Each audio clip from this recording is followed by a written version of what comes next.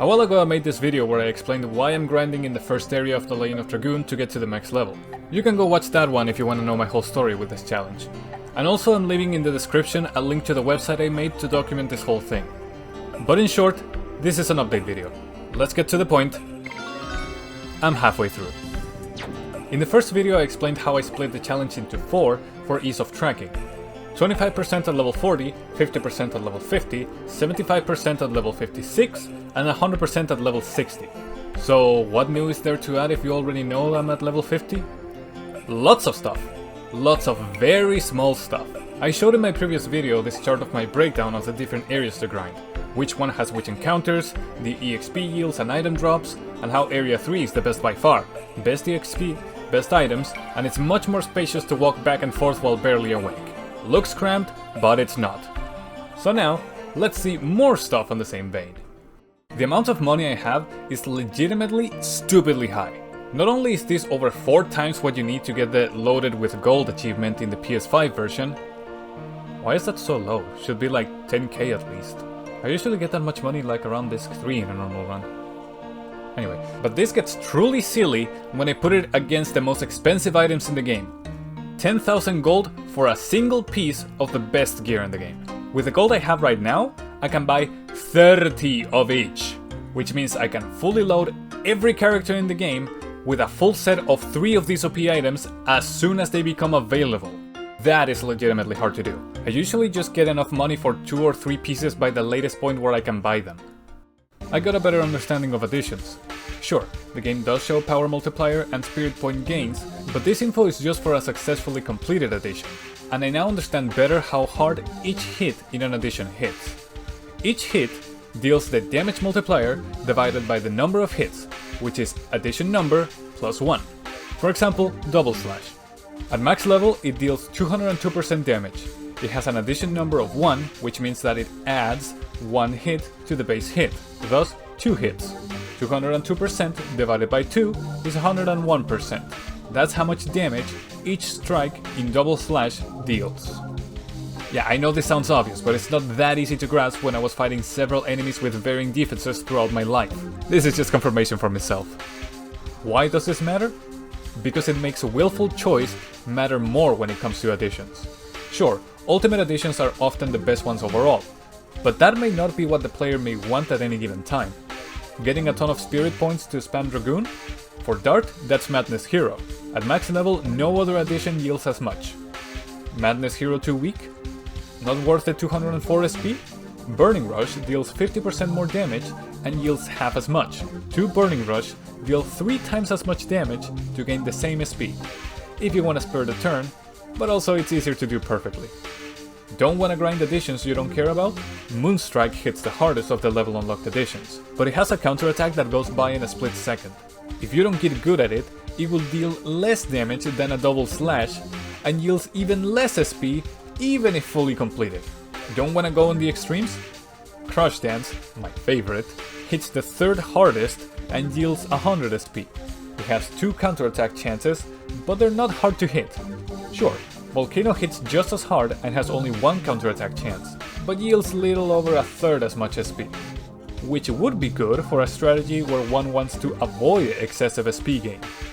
Also, I just picked Crush Dance because I love the choreography and the way that Dart says it.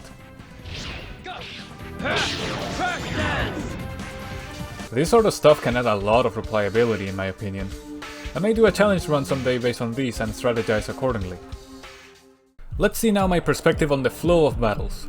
I try to optimize the time it takes me to get into a fight and how long the fight takes, sorta like a speedrun. So here are first my, let's call them splits. My splits are based on the music, so for getting into a fight, my splits are these.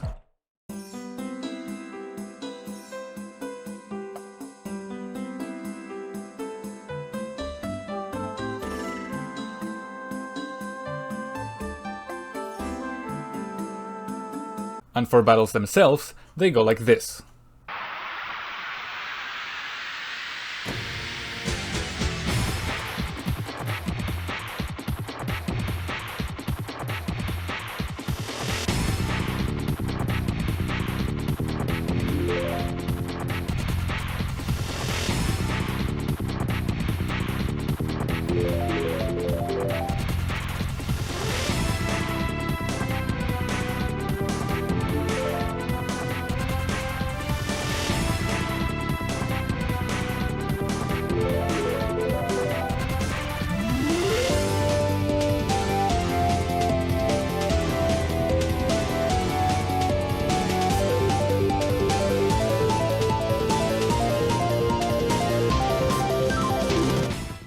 But while getting into battles is simply getting a smooth and constant run side to side, battling itself has more strategy to it, and that's where my flowchart comes into play.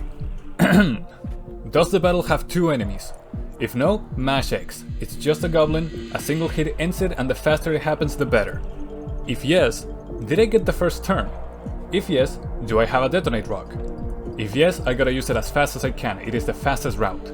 But only works on the first turn. Since its animation is long, using it past the first turn bleeds more time than it saves.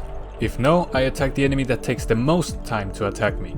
This is more detailed than anything else, but here are my findings. I used to go after the enemy that was the fastest in stats, because that meant that they could get more turns in a fight and thus waste more time. But since there's no real guarantee that leaving slow enemies alive will get me my turn before theirs, I'll just try to guarantee that all the turns they do get are as short as possible.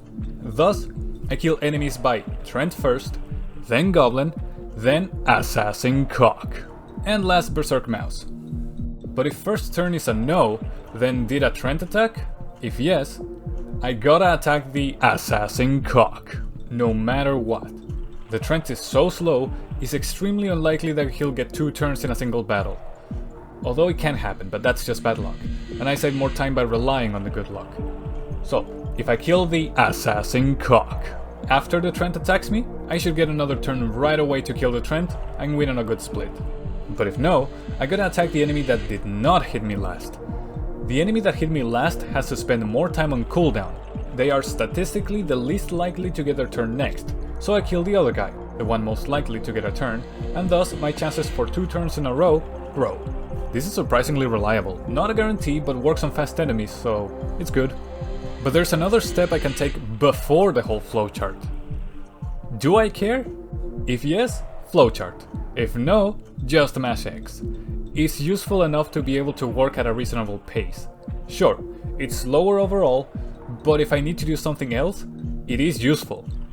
It does save on menu time, but I cannot use detonate rocks. Well, if I'm mashing, I'm probably not even noticing that I got a first turn on a fight against 2, but still I prefer to not use it because it does take away the fun of strategizing and pulling off double turns. And now just some general grinding notes. So I'm able to get an average of 500 XP per hour if I focus and keep a steady pace. So far my record has been like 55 minutes, and I feel I could do even faster if I was full on focused. But grinding is so chill I don't feel like making it tense. My grinding days have been of 2 hours to get 1000 XP. Sometimes it takes more, sometimes it doesn't.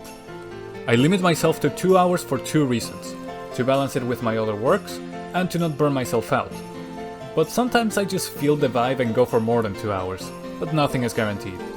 I save every 500 XP just in case to prevent losing progress.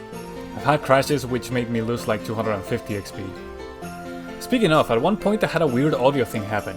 I had the sound effect of healing from a status condition or detransforming when I appeared in the map after a battle.